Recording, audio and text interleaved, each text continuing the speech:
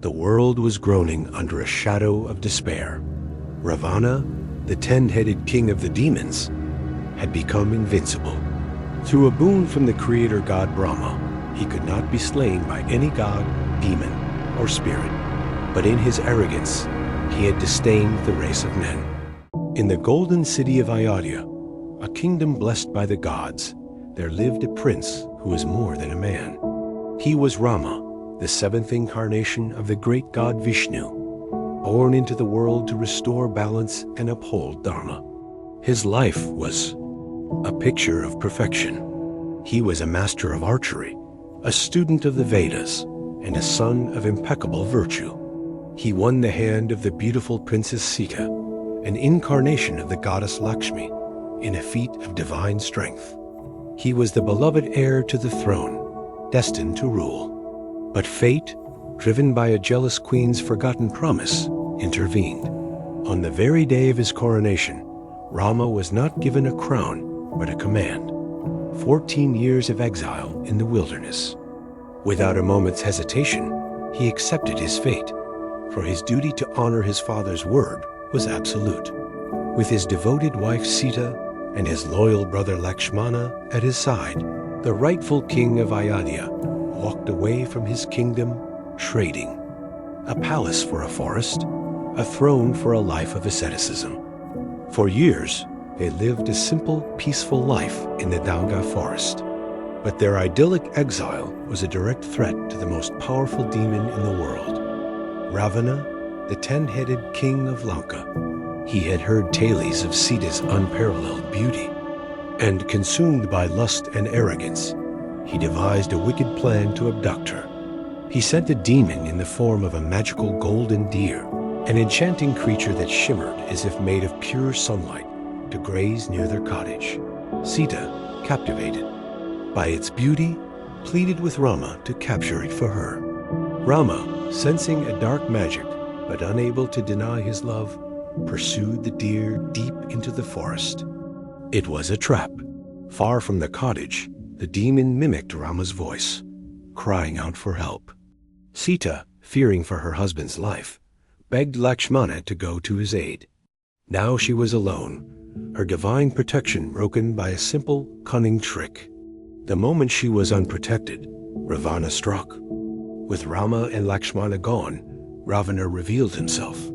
Shedding his disguise as a holy man, he returned to his true, monstrous form. He was a colossal figure of terrifying power, with 10 heads full of rage and pride and 20 mighty arms. He seized the terrified Sita, who cried out for her husband. As he dragged her to his flying chariot, the Pushpaka Vimana, the very forces of nature, seemed to weep. The birds fell silent, the leaves of the trees wilted, and the sky grew dark. The brave old vulture king, Jatayu, a friend of Rama's father, tried to intervene, fighting a heroic but hopeless battle against the demon king.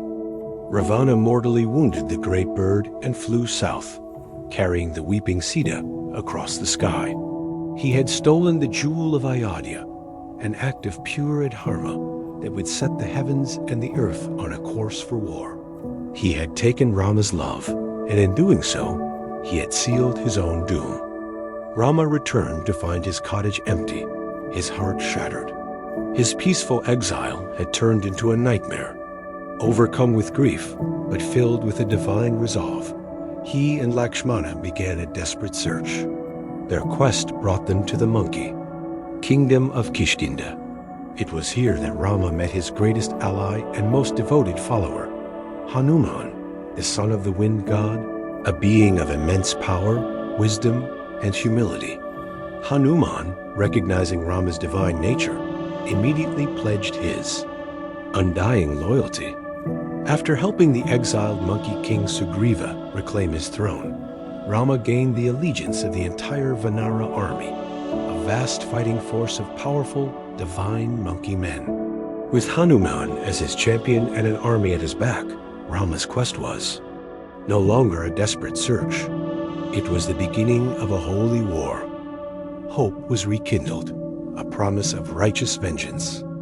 The Vanara army scoured the land, finally learning that Sita had been taken across the great southern ocean to the island fortress of Lanka. The ocean was 100 leagues wide, an impossible barrier for any mortal or beast.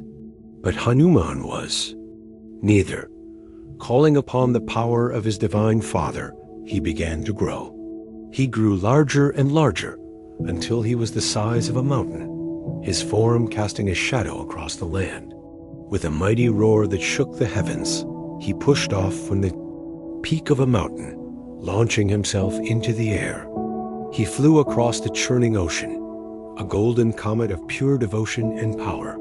He was tested by demons and gods along the way, but his focus was singular: to find Sita, to bring her hope, and to serve his lord Rama. This was Hanuman's leap, a legendary feat that proved that for a heart full of true devotion, no obstacle is insurmountable. Hanuman found Lanka to be a city of decadent wonders and horrifying demons. He shrunk himself down and searched the city, finally finding Sita. She was a captive in the Ashoka Grove, a beautiful garden prison, surrounded by hideous demon guards. Her spirit was weary from months of Ravana's threats, but her devotion to Rama was unbroken. To prove he was Rama's messenger, Hanuman presented her with Rama's own signet ring. Seeing the ring, Sita's despair turned to overwhelming joy. Hope, which had nearly died, was now a roaring flame. She gave Hanuman her own hairpin in return, a message to Rama that she was alive, that her heart was still his, and that she was waiting to be rescued. Hanuman's mission was a success. He had found the lost queen and rekindled the fire of hope. With Hanuman's report, the time for war had come. Rama led the great Vanara army to the shores of the southern sea. To cross the ocean, they began a miraculous feat of engineering and devotion. Under the guidance of the divine architect Nala, the monkey soldiers began to build a bridge. They lifted entire mountains, carrying colossal boulders and trees to the water's edge. On each stone, they wrote the name of Rama. And by a miracle of faith, when the stones were placed in the water, they did not sink. They floated. For 5 days, the army toiled, creating a massive floating bridge that stretched all the way to Lanka. This was the Rama Setu, a bridge built not just of stone, but of love and unwavering devotion. The path to Ravana's fortress was now open. The army of righteousness marched across the sea, ready to face the forces of darkness. The war that followed was a clash of titans, a battle that shook the cosmos. The Vanara army, led by heroes like Hanuman, crashed against the hordes of Rakshasas, Ravana's demonic army of shapeshifters and black magicians. The sky filled with the flight of divine arrows and the roar of celestial weapons. Lakshmana was struck down by a poison arrow, and Hanuman flew all the way to the Himalayas and brought back an entire mountain of healing herbs to save him. The war was brutal and bloody, a meat grinder of gods and demons, with the fate of the world hanging in the balance. But through it all, Rama fought with a calm, divine fury, an unstoppable force of righteousness, cutting a path directly towards the demon king's throne. Finally, the two kings met on the field of battle. Rama, the embodiment of Dharma, faced Ravana, the epitome of arrogance. It was a duel that made the gods themselves hold their breath. Ravana, in his flying chariot, unleashed a storm of magical weapons from his 20 arms. Rama, on the ground, countered every attack. He sliced off Ravana's heads one by one, but they would instantly grow back, a testament to the demon's immense power. Finally, on the advice of the gods, Rama invoked the Brahmastra, the most powerful celestial weapon of all. He fired a single golden arrow, a missile imbued with the power of creation itself. It pierced Ravana's heart, the one place he was vulnerable, and exploded in a burst of divine light, purifying his soul and ending his tyrannical reign. The demon king was dead. Adharma was defeated. Sita was rescued, but their ordeal was not over. To prove her purity after being held captive in another man's home, Sita underwent the Agni Pariksha, a trial by fire.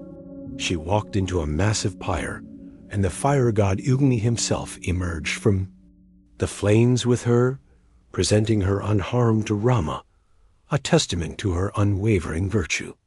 With their 14 years of exile finally complete, they returned to Ayodhya. The city erupted in celebration, lighting thousands of oil lamps to welcome their true king and queen home, a festival of lights that would become known as Diwali. Rama was finally crowned king, and his reign, the Rama Rajya, ushered in an age of perfect peace, justice, and prosperity. His long, painful journey was over. He had faced his exile, defeated the greatest of demons, and rescued his beloved. Dharma had been restored. The echo of his adventure would become the eternal story of light's victory over darkness.